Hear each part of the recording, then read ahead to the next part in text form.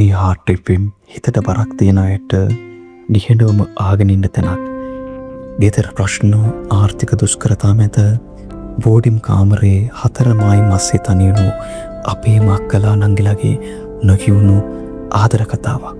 ඉතින් මට අද ඒ කතාවෙන් අපි අරන් යන්නේ සඳුනගේ ආදරණීය ආදර කතාව.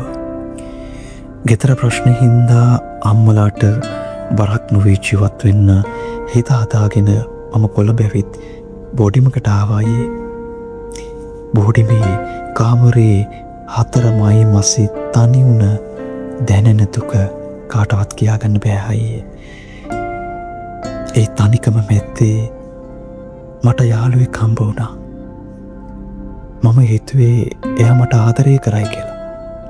හැබැයි එයා මගේ අසරණකමින් ප්‍රයෝජන අරන් මව රැවට්ටුවා අයියේ.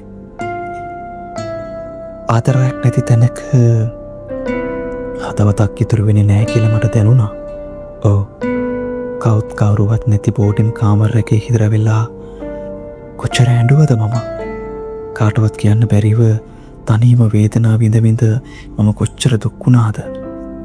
ආදරයත් වේදනාවත් අතර මම දෝලණය වෙලා තාමත් සුසුම් පෙළනවා.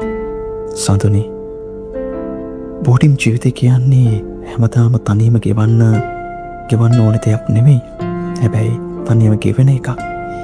බෝඩිම් කාමරේ පිච්ච 4 ඇතුලේ ඔයාගේ දුක කාටවත් කියාගන්න බැහැ. හැබැයි සඳුනි, ආදරේ රැවටීම කියන්නේ එකපාරක් සිද්ධ වෙන දෙයක්. ඒ රැවටීමෙන් පාඩමක් ඉගෙනගෙන ශක්තිමත්ව ඉන්න. සමාජයේ කියන කතා ගැන හිතන්න එපා. ඔයා ශක්තිමත් කෙල්ලෙක්. එයින්දා ඔළුව කෙලින් තියාගෙන ජීවත් වෙන්න.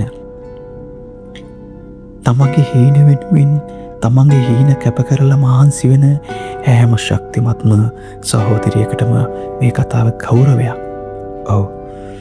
අම්මා තාත්තගේ දුප්පත්කම අසරණකම හින්දා කොළඹ ඇවිල්ලා බෝඩිමක් හොයාගෙන රක්ෂාවක් කරන ගමන් ආදරයක පැටිල්ලා ඒ ආදරයත් වංචාවක් කරලා තනි කරලා දාලා ගියාම කොයිතරම් වේදනාවක් හිතට එනවද. ඔව්.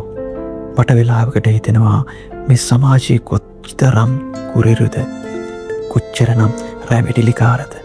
ඇයි මේ තරම් මිනිස්සු ආදරණීය හිත් රැඳවන්නේ? ඉතින් මේ ආදරණීය පණිවිඩය අහන බලන ඔයාටත් දැනෙනවා ඇති මේ සමාජයේ කොයිතරම්නම් බිහිසුණුද. ඉතින් මම ඔබලගෙන් ඉල්ලන්නේ ආදරේ වෙනුවෙන් රැවටෙන්න එපා. ඔයාලගේ හිතෙත් ඔය වගේ අසරණ වෙච්ච ආදර කතාවක් කියවෙලා කියාගන්න බැරුව හිතින් තෙරපගෙන ඉන්නවනම් අපිට ලියන්න. පල්ලේ කමෙන්ට් තීරුවේ ආදරණීය පණිවිඩය ලියාගෙන යන්න. ඒ වගේම අපේ WhatsApp නම්බරයට ඔයාගේ ආදරණීය පණිවිඩය WhatsApp එකක් ලියන්න.